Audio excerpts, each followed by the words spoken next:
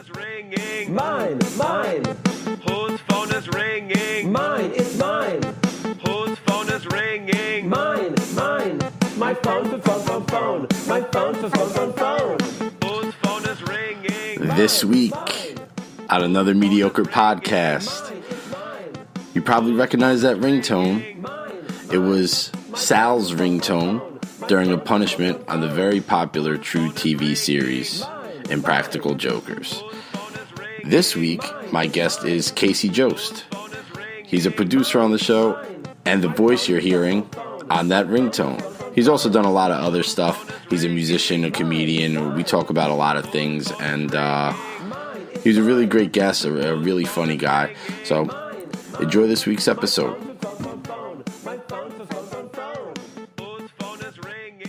Welcome once again to another episode of another mediocre podcast. I'm your host, Lou Capetta, and it's a mediocre podcast because I don't like to make things too hard for myself, and I like to make things, the bar, easy to jump over.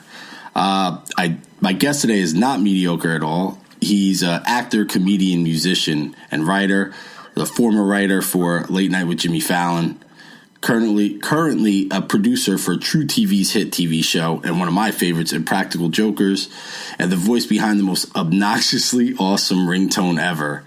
Representing the Shaolin, and I wore my Wu-Tang shirt, Casey Jost. Yo, this is great. This idea of a podcast is my style. I love a mediocre. I love just recording something and putting it out. I love it. Yeah, I don't even really edit it, man, like too much. Like That's I'll just great. trim off a little bit in the beginning, but Yeah, I think it's organic here. Yeah, it's important to just put stuff out there. So I think don't a lot of times people overthink what they have to do, but I love it. This is real, raw. Thanks, it's just because I'm lazy, but that's. Yeah. But when you get to say that, it's like when you can call it like artistic, and then it's not lazy. Yeah, minimalist. Very nice. Thank you for having me.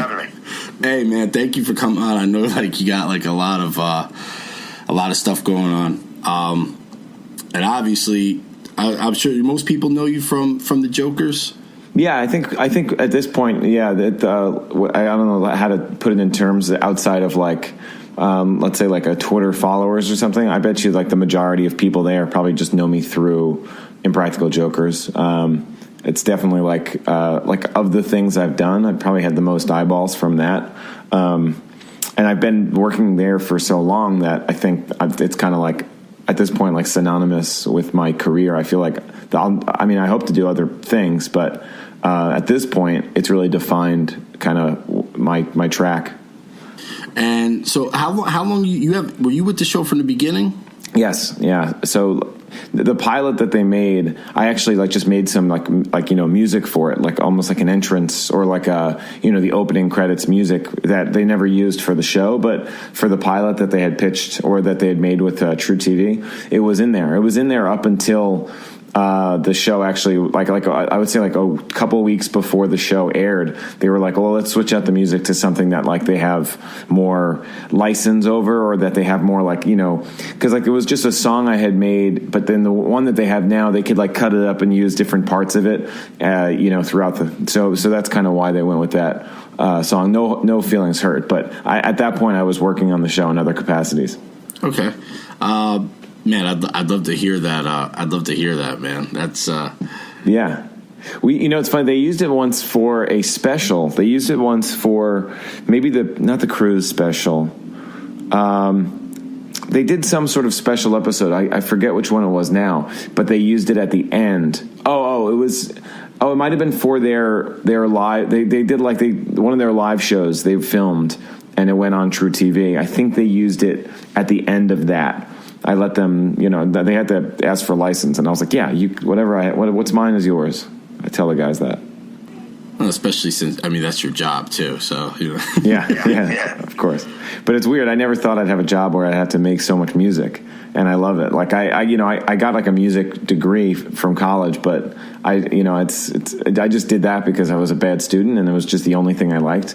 And I never thought I'd make music, even though it's dumb ringtones and songs to embarrass each other. That's kind of thing. Best. But Yeah, but I feel good. I like that I've sort of, I get to do that because that's the thing I've done my whole life. And so to be like a producer or whatever for a comedy show, to be like not only writing stuff but also making music is so weird. But I'm thankful.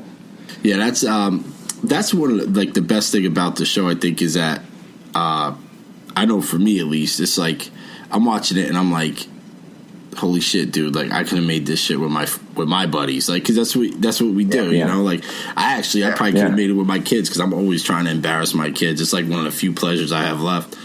You know, you know what I mean? Yeah, that's great.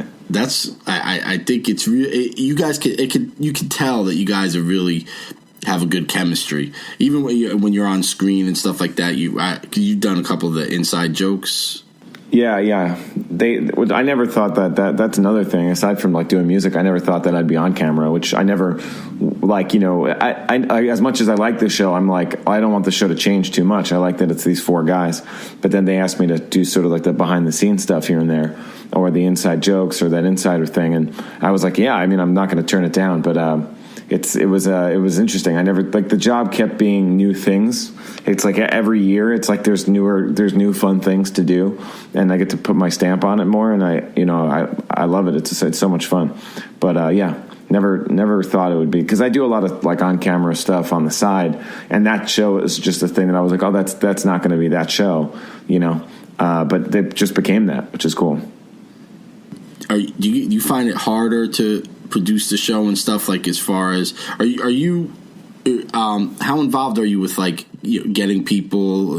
That's not too much. Most of the time that stuff just comes from the location we're at, but there are times that we do like a focus group about a product, and we need to like bring people in, and how we do that is, and I don't really do that. I'm more so like trying to come up with inventions or something for that challenge, but there are people who work with the location themselves, the location itself, but then also will have like reach out on like a Craigslist kind of site and be like, hey, would you like to take a focus group about toys or about inventions? And a lot of times people just do. Occasionally we'll be like, if we're low, we'll be like, oh, you'll get paid $20 to do this, and then more people will like sign up. But we also make them go through like a screening process. We'll ask them like what their favorite TV shows are, and if anybody writes Impractical Jokers, we don't have them come. I've seen a couple times that like in the pawn shop and stuff like that, guys catch on, and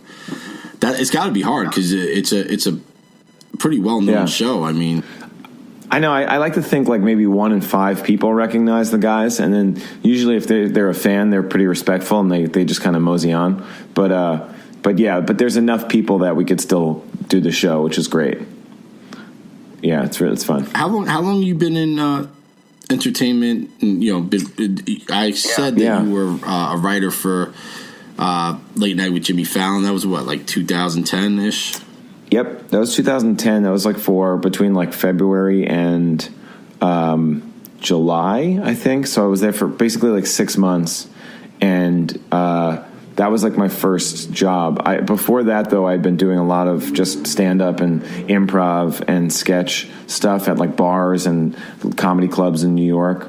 And I had been doing that since about 2007. I mean, I had done other sketch groups and stuff in college, but I graduated in 2007, June. And then I just, started, I wanted to take classes at the UCB theater. So I was motivated to try to pursue comedy. I never thought I'd get like a writing job or, work on a show. It was definitely the dream.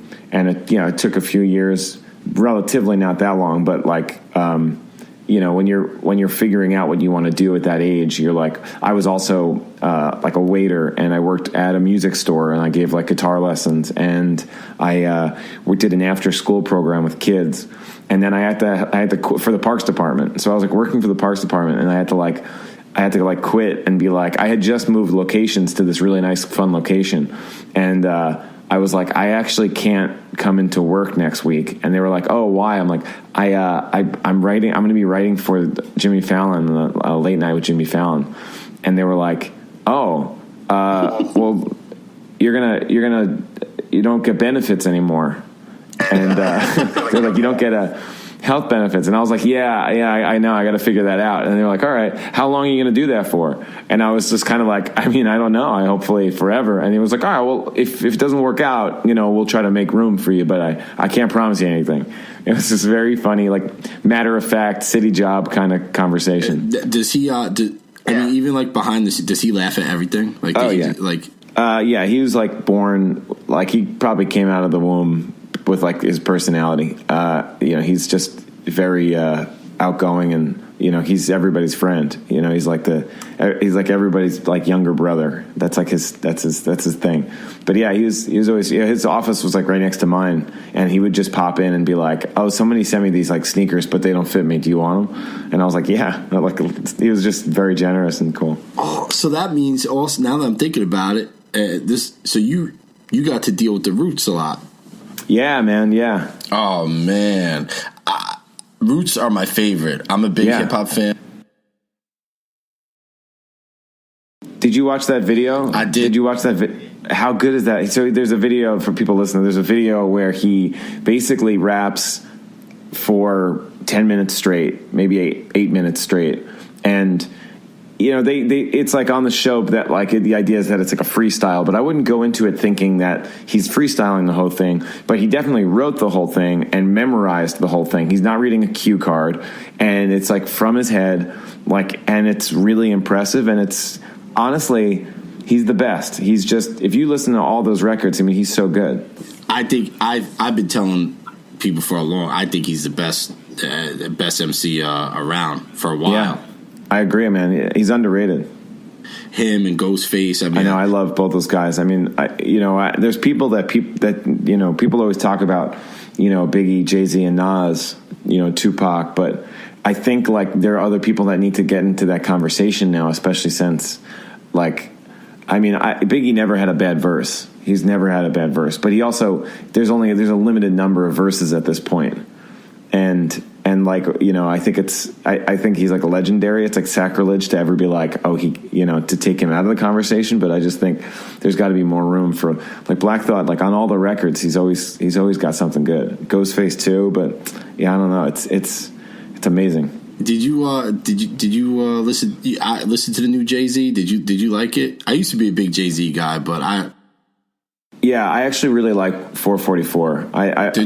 I really like it. Yeah, I think that it's actually like it's my favorite Jay-Z album in a long time. You know, like I love Watch the Throne. That's like almost like my favorite work that he's done. Him and Kanye.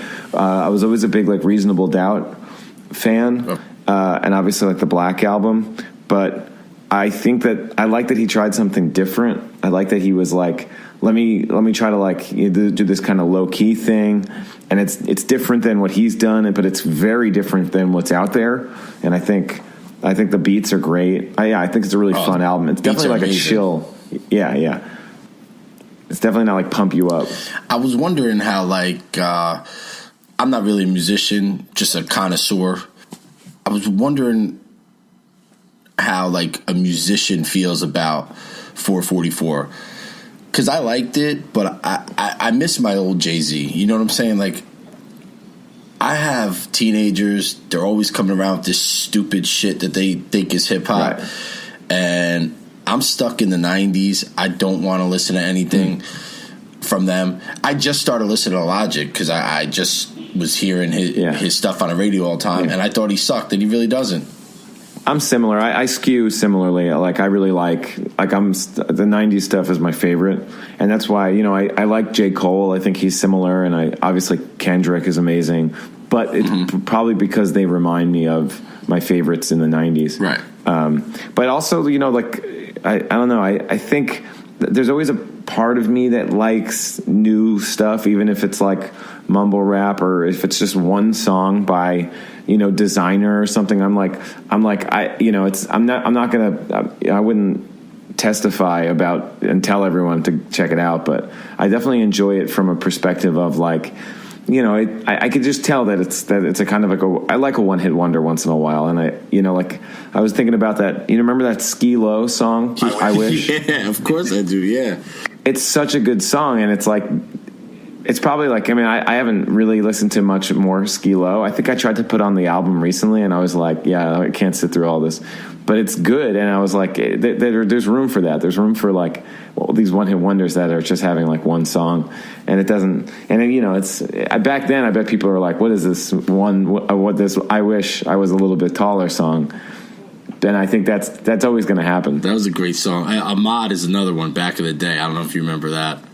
I don't. Yeah, back in the day when I was young, I'm not a kid anymore. You don't remember that song? Oh yeah, I do remember that. I didn't know that was Ahmad. Oh, I can't remember. Yeah. Now that everybody heard my singing chops on here.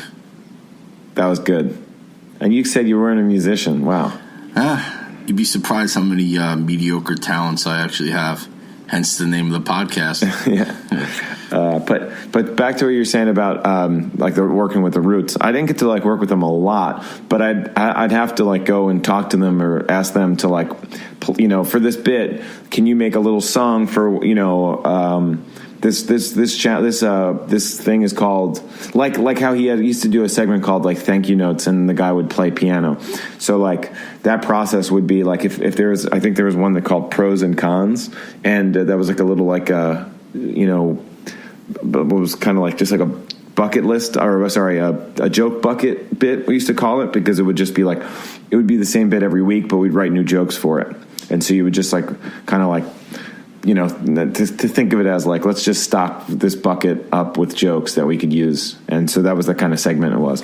Anyway, I'd have to like go to the Roots and be like, all right, the bit's called like pros and cons. Can you guys come up with like a theme song for it? So that when Jimmy goes, let's check out the pros and cons, they like play a song.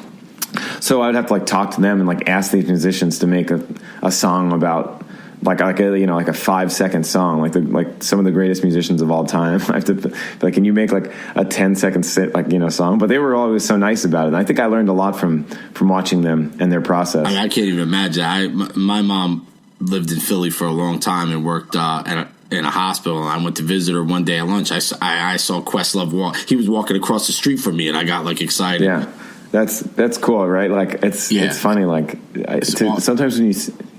Well, he's like a musical genius. Oh, Questlove is. I mean, you know, Black Thought is too. Not to take away, but Questlove. I mean, he's like the leader of this band that has now accomplished so much.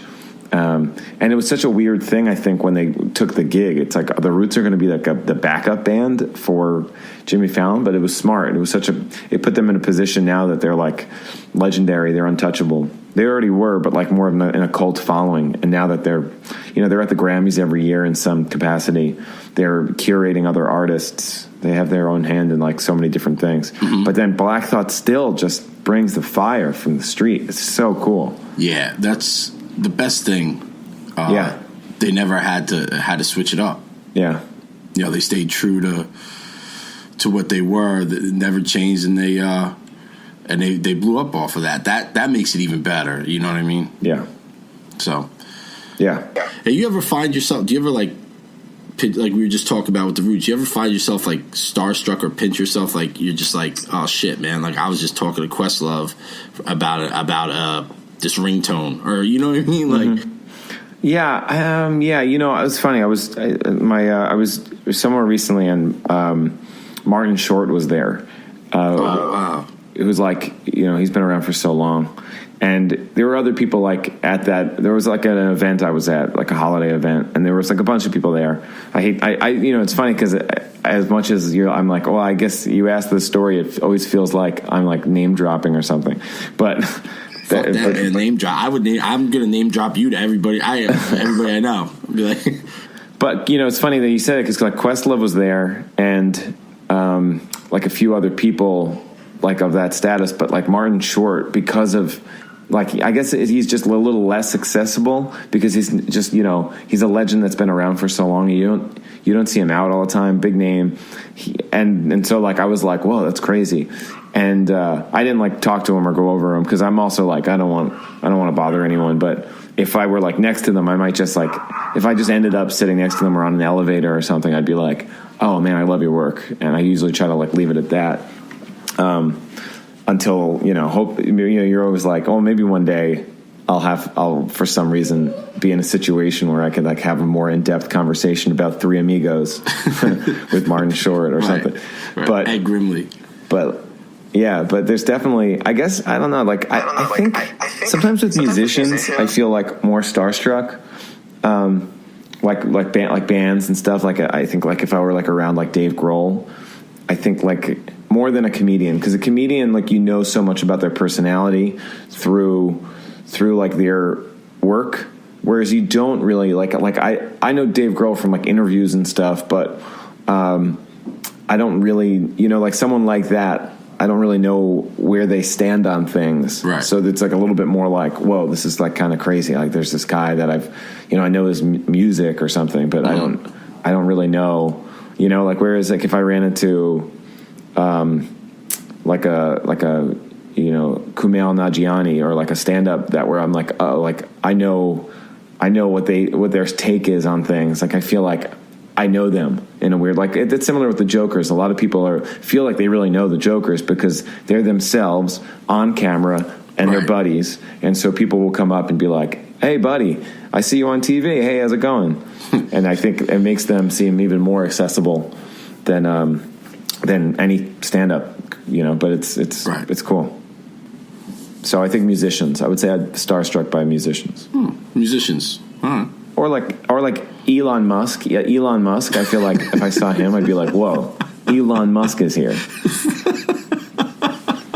Right? Oh my God, man. I was not expecting that. Not expecting Elon Musk.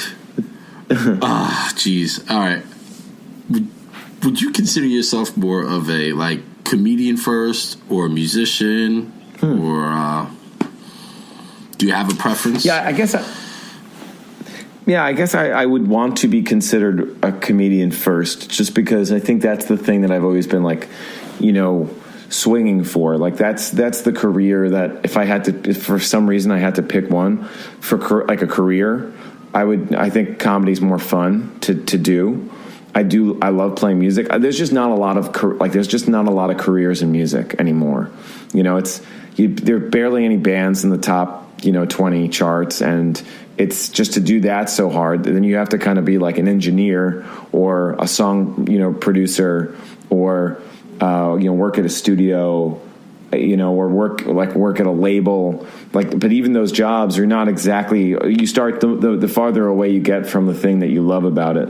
Whereas with comedy, I also think like what I loved about like being in bands as a kid, or you know, making like beats with friends, is like you're collaborating. And I think comedy, that's my favorite part. Is like, you know, for the show, I get to like sit in a room with the Jokerz and come up with ideas, and that's the most fun. So that version of it is what I want, and I think comedy has more opportunities to do that. And also, there's always like you know, I don't really have that much of an ego, or think about status, but the title of like comedian or just like a person in comedy, like that's fun to me, you know, because I think it's harder to sort of, it's weird. There are more jobs. Like there's no like, you know, there's like comedy writers. There's not like a team of songwriters. I mean, I know Drake probably has a team of songwriters, but not everyone does. No shots fired at Drake. I appreciate it. Oh, it's gonna start some beef, man. Yeah. End of like Meek Mill there. But yeah, so I don't know. I guess I would like to be considered more of a comedian, because I know I'll do. But the thing is, like, I'll do music forever. Like I'll always have some sort of outlet with music. Like I just recorded a new album, and I'm gonna just put that out for fun with just like, you know, rock songs or whatever. Oh, but, nice. I don't really focus on it, and I don't try to push it too much, because I think, you know, I don't know. I don't try to think in terms of like what's on brand, but I think a lot of people like to keep people in a lane. And I think the lane people like me in is a comedy lane, and so to diverge too much might be distracting. You know, people are going to be like, wait, so he doesn't do comedy anymore? He just does music? Right. And there's some people who can, like, you know, like a Donald Glover, you know, like a Childish Gambino. He does both very well and very successfully. Right. But I like him more. I think he's a better comedian. Yeah. He's a great actor too. That Atlanta show was great. Just a talented guy. I like him more as an actor too. That's the same thing. It's like I like him more as a comedian, and so I'm kind of guilty of keeping him in a lane. But I think his music definitely resonates with a lot of people. I like that last album, and I liked his early stuff, and I didn't really love the stuff in between. I'm just throwing shots at Drake and Childish Gambino. I feel bad. You trying to get on somebody's bad side to get on a diss track. Yeah. You know what I mean? And get dissed by some famous rapper. I hope, but at least Elon Musk is not going to come at me. That's good. I don't know, man. He should have worked for cannabis. Right. Shit, man. Right. It also ruined him. Yeah, it did turn out well. Yeah, LL Cool J destroyed him, huh? Yeah, man, he's a that was one of the best battles. Yeah, that was a good one. Yeah, I'd sign up to get destroyed by LL Cool J. I don't give a fuck. It'd take all my money to the bank and leave my family. And no, I'm just joking. They're not going to listen this long anyway. They listen like the first few minutes and then they have enough of me. Yeah, that makes sense. They have to listen to you all day. Yeah, as much as they tune me out, you think that they wouldn't care, but whatever. Yeah. My wife doesn't listen to my podcast too much. Occasionally, like when I'm editing it, and I don't have headphones on, she'll listen. But it's a lot to be like, now we talk all the time, but now listen to me in silence for an hour. Yeah. What I didn't realize that you had a podcast. What is your podcast about? Yeah, so it's pretty similar to yours in terms of how mediocre it is. Me and my buddy, my best friend since high school, Joe Imbergio, he's another comedy producer on Jokerz, and we were sort of a fill-in team for the What Say You podcast, which was Q and Sal's from Impractical Jokers, and then Q asked us to fill in once in a while, and then they just kind of stopped doing the podcast. We were like, well, we're not going to keep filling in, but we're going to make our own, and so it's called the JV Squad Cast, and we basically talk about little scambones, which is a little scam or a trick or a hack, something that's non-threatening and not illegal, but maybe slightly. It's like the white lie equivalent of something illegal. Okay. Stealing something you're not going to get sued for. That's the or arrested or killed arrested or killed. That's a downer too. Yeah. But but we talk about that stuff, but we also veer off and just go into our own little lives and dynamic, which we've been friends for a long time, so there's always some fun bickering, and then also when we do get on the same page, it's about something really dumb. So that's something to look forward to. I'm definitely going to check it out. I'm actually starting, since I've been doing this podcast, I've been checking out a lot of podcasts, and there's a lot of good stuff out there. I mean, it's also helped that radio is so freaking awful. It's I can't listen to radio. I either got to listen to something streaming or even the sports radio. I can't take it anymore. It's just, and I'm a big sports fan, so but they're just all cookie cutter people. You know what I mean? Everybody's the same. Yeah, everybody has the same opinion. It seems like it's everyone's saying the same stuff. What now you mentioned Dave Grohl. He's going to be on Saturday Night Live, right? Yeah. Tonight. And your brother is Weekend Update. That's Do you guys ever argue about who has the better career? No, I think we both know that he does, but I think there are times that he probably likes the idea of Jokerz. I bet you if we could switch for a week, not to say that I could do what he could do, but I think he'd have a lot of fun working on Jokerz. And but I definitely think we probably at the end of the day would both agree that the prestigious Saturday Night Live is the better gig. But it's funny, my mom tells me that she's a doctor, and her patients come in and they're like, "Oh my God, your son's show is so great," and by her default was always SNL, and but now it's all Jokerz. Everyone's like, "Oh, Impractical Jokers is so great." They're like, we don't watch SNL, it's too late, but we watch Jokerz every night or every week, and I was always like, that's so funny that the fact that they don't even watch this institution of Saturday Night Live. Right. Funny. But that's some gene pool. My parents were happy when my little brother became a manager at ShopRite. Yeah, but parents are parents. They're over it now. They get it. They're when we first got our jobs, they were cool, and now they're you know, they're like, what's next for you guys? They're parents. You know, they're like, when are you going to have kids? Or like, you know, what's happening with this stuff? You know, they're good parents. Yeah, kids are, just so you know, man, kids are they're overrated. Yeah. To be honest with you. I know. I mean, my wife and I go back and forth about whether we're going to have kids or not. You know, because I think we're into it, but we're also like, well, what if we just didn't? Oh, yeah, it'd be awful if you didn't. You'd be able to do whatever you wanted, whenever you wanted, and have a lot more money. Yep. Yeah. That's there's a huge benefit there. Yeah, I tell Mike, I'm like, you guys were all various levels of accident. Never say mistake. No. But definitely accident. Yeah. One was planned, but everybody else. Yeah. I really hope they're not. I hope they're not listening, but I hope if I do have kids that they're not listening down the line. Well, like I said, man, my kids don't listen. I have so much evidence of me being like, I don't want kids. They're going to be like, oh, God. Too. I used to tell my parents that all the time, and then end up with 5. So that's you barely had any time to like in your life to not have kids. I mean, who knew I'd be lucky enough to find somebody who couldn't keep their hands off of this. That's amazing. That's so funny. So do you go on the road with the Jokerz and stuff? Do you do like the whole thing, or are you just with the TV? No, I used to.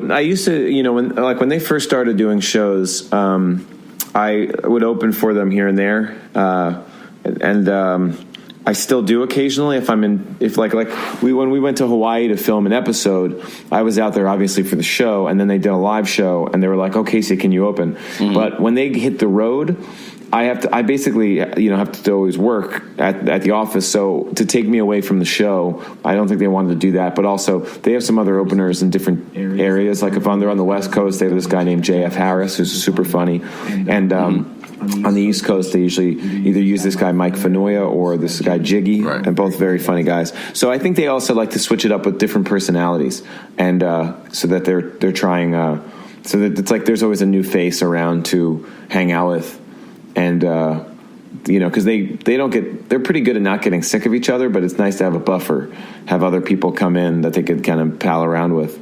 But that's So I kind of do the show more and don't go out on the road as much, which is fine. Because as much as the road is like cool, I've done it enough that I'm like, I'd rather be in my bed. Yeah. I saw them out here. I live in, I'm originally from Jersey. I don't know if you can tell by the accent, but I can, 100%. So I'm originally from Bergen County, New Jersey. New Jersey's too expensive to live, so I moved out here years ago. I'm in Pennsylvania now, like by that Sands Casino. Yeah. And I saw them out here. Actually, I got tickets originally for my 13-year-old daughter and me. Nice. And then my wife kind of talked to me and was like, "Oh, maybe you shouldn't take her because I don't know how appropriate it's going to be." It was fine though. I should have taken her, but she wasn't too happy. My buddy was happy because he went, and they had that. What was the guy, Mike? Fanoia? Yeah, he opened up for them. He was pretty funny. Yeah, he's very funny. Pretty funny dude. Yeah, he's a really good stand-up. Actually, somebody told me, this is funny too. I'm just remembering this, that I have some type of relation through marriage to Q. Oh, funny. Yeah, I guess I don't like my Uncle David, actually my mom's uncle, I call him Uncle David. His wife Terry is his cousin or something or other like that. Cool. I just that might not even be true, but that's just what Yeah, you got to get in the will. You got to somehow get in his will. No, that's how he doesn't respond on Twitter though. I don't know. Yeah, just be like, I just want your comic books. Oh man, yeah, I love comic books. That would be. He's probably got some good ones. He still do that the podcast with the. Yeah, tell him Steve Dave. Yeah. Yeah. At the Secret Stash. Yeah, he does that every week. He goes out to Red Bank and does it. Yeah, he's loyal to those buddies. Now, one of the really funny things that you do is you read the Staten Island news. That's right. Yeah. So for the 6 people that are listeing, If you don't know what I'm talking about, check out Casey on YouTube, and he does these videos where he reads the Staten Island news. And you know, when you said you would come on the show, I started looking at some of your videos and stuff, and I started, and they crack me up because they sound. I have a cousin, Bly, who lives in Staten Island, grew up in Staten Island his whole sounds just fucking like him, man. Wow. I let him hear it. He's like, oh, it doesn't sound anything like me, but it does. It's like the backwards hat. You got if you listen to this, you gotta, as soon as you're done listening to this, you gotta watch it because it's hilarious, man. What made you come up with that? Like, you just, I don't know. I guess, yeah. I think I always like the idea of like a person who's like giving you the news from another news source. So like on do you watch New York One? You probably don't get it in Pennsylvania. I used to. I used to get it when I was in Jersey. Yeah. Not no more though. So there's a guy named Pat Kiernan on New York One who just holds up newspapers and reads them, and it's like a show where he reads the newspaper of different newspapers, and it's insane. But that makes me laugh. So I definitely wanted to do that, and then also. I just like playing that character, like playing like kind of a Staten Island character. It's just like since I grew up there, and I'm really not like that. It's always a fun character for me. I could fold into at any point. I could always just do that. It was guys I went to high school with, and it's a fun. I know all the references and the specifics, and that's like something I like to get out there. The zeitgeist of Staten Island's big, with both of the Jokerz and Pete Davidson and Colin, and it just feels like everybody knows Staten Island a little bit now. Or you've known a guy like that. I don't know. I think I got that hat. It's a Mets hat. I know you're a Mets fan. I could see behind you. You got Mr. Met there. But like I got that hat, and it just felt like I've never had a fitted hat like that. Really, that's funny. It's true though. And it just felt right. And I just thought it would be, because also the other thing is SILive.com, which is like the Staten Island newspaper, Staten Island Advance's digital site. It's just the stories are insane. They're all so stupid. So I don't know. It just is. It's man. It's whatever made you think of it, man. It's really entertaining. And I think, especially if you know anybody from there, you know the area and stuff. Because I still work in New York City and stuff. I'm in a construction union when I'm not doing this. Hopefully, this will take off and I'll be reading the newspaper on some TV channel or something. You know, but that'd be great. But I work a lot out there, and so it's just, if you know the area, it's really hilarious. Yeah. It's very, very clever, man. Good work.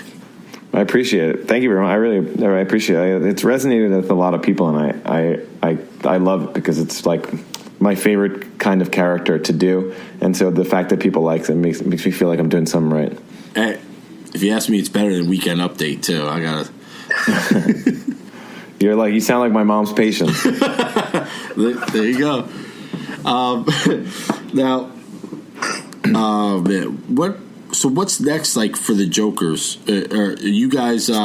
Because as it gets more and more popular, it gets harder and harder to do the show. Actually, you know what I want to know? How did Joey Fatone become a Joker? He's like basically, he was a fan. He just like was a fan, and then like we found out that he was coming to set.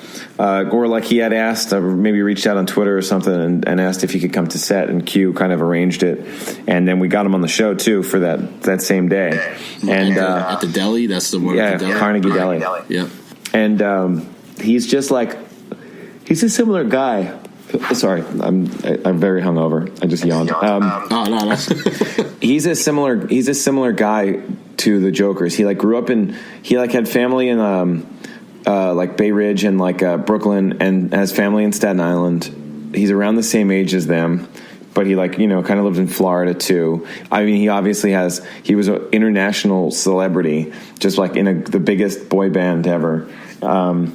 I don't know, and I think, but like you take away that boy band stuff, he's really just like the other guys. He's just looks like a regular guy, great guy, and so he got involved. And then anytime that there was something where we're like, let's try to get Fatone again, he just fits in so well. And so he hosts that.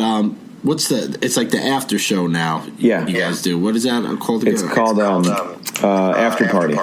Oh, well, there you go. All right, yeah. And where do you have that usually? Because I'm trying to go to that.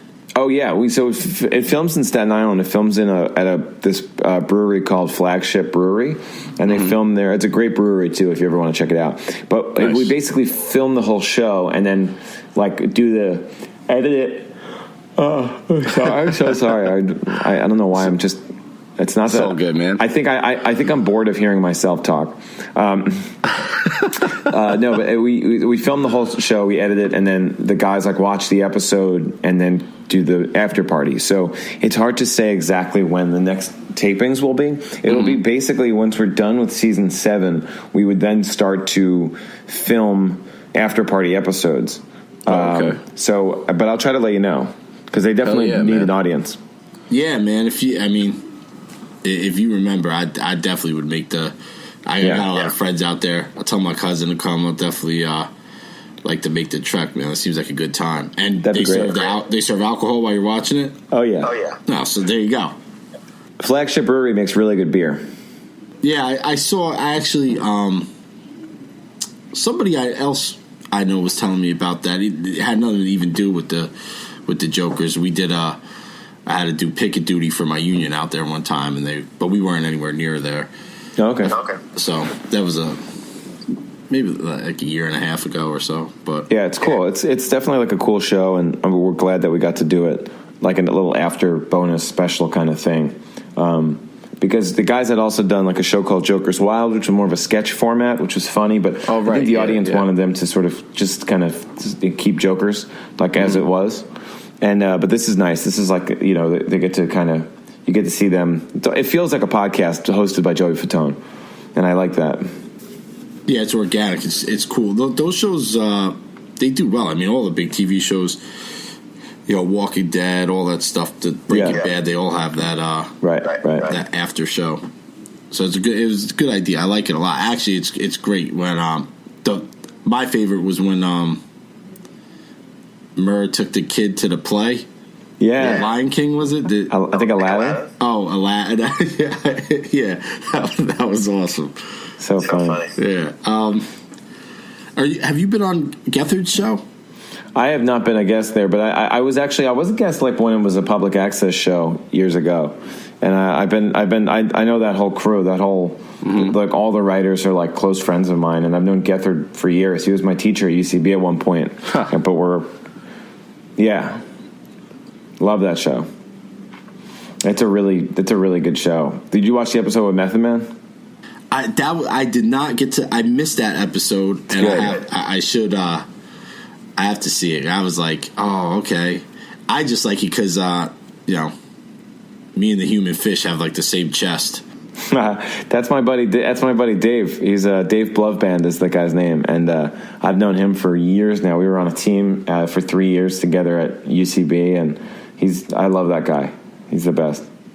That's awesome. Definitely let them know that they got fans over here. That's great. That's nice, man. Good show. For sure. Good That's show. great. That's great. So what's?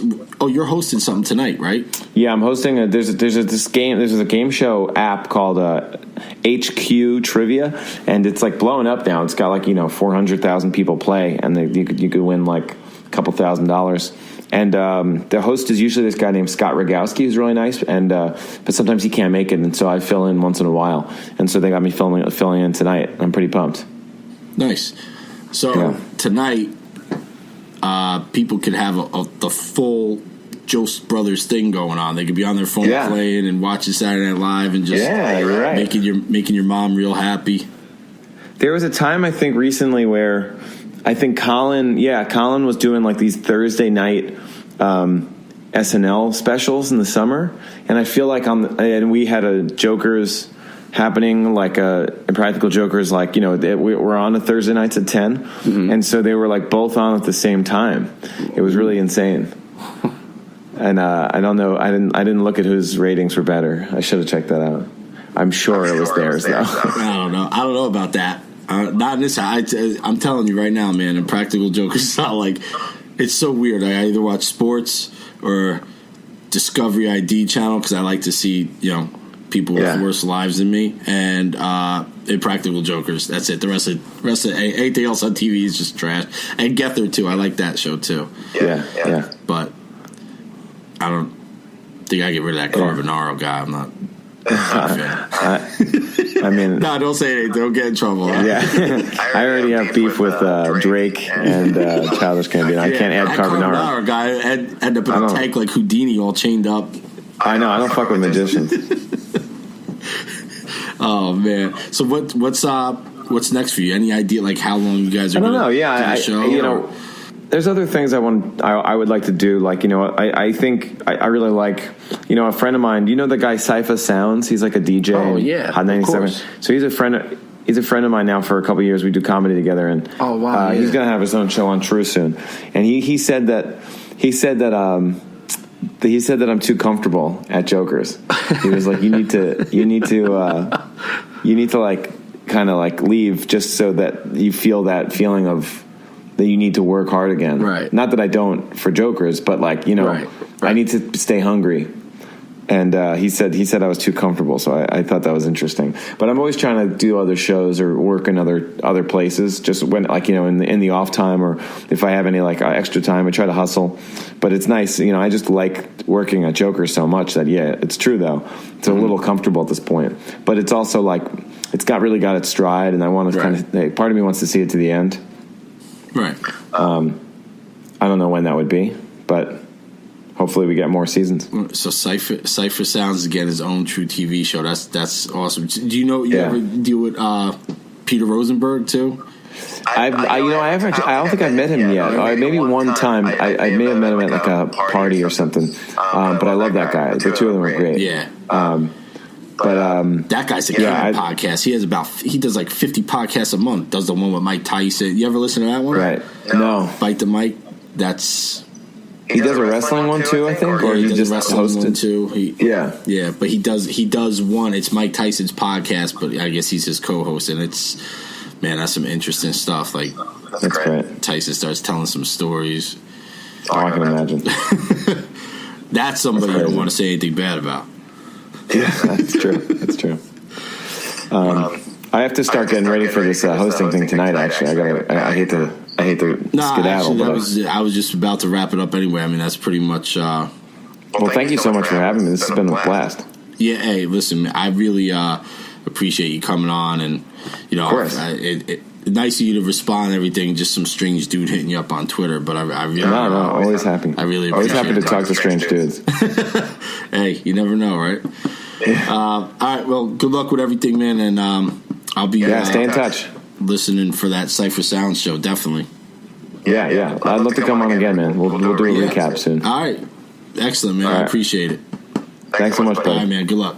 Thank you for checking out another episode of Another Mediocre Podcast. If you like what you hear, you can subscribe on iTunes or check us out on Spreaker.com. You can also check out accordingtolublog.com. Thanks again for listening, and we'll see you next time.